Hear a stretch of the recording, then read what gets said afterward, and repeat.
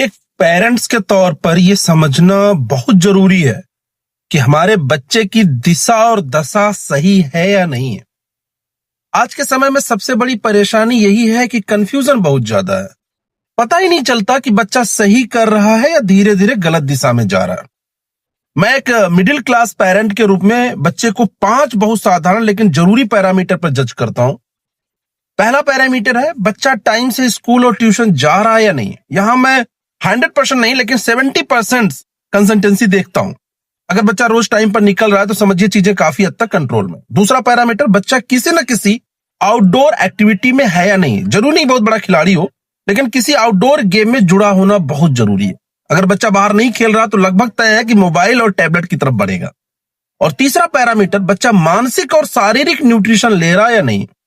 हम लोग भी परफेक्ट खाना नहीं खाते थे, समोसा चाट खाते थे, आज के बच्चे चिप्स खाते हैं, पर सवाल यह है कि क्या कुछ न कुछ पोषण मिल रहा है या नहीं मिल रहा है।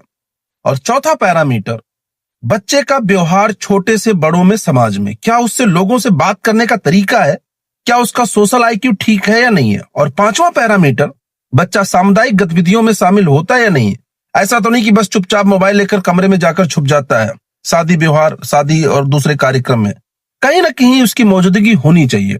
अगर आपका बच्चा इन 5 पैरामीटर पर ठीक चल रहा है तो समझ लीजिए आप बहुत बढ़िया पेरेंटिंग कर रहे हैं, सही दिशा में पेरेंटिंग कर रहे हैं। अगर इनमें से किसी एक में भी बच्चा पीछे है तो गुस्सा नहीं, डर नहीं, प्यार से समझाइए, धीरे धीरे उसे इन पैरामीटर में लाइए। यकीन मानिए बच्चा बहुत शानदार बनेगा।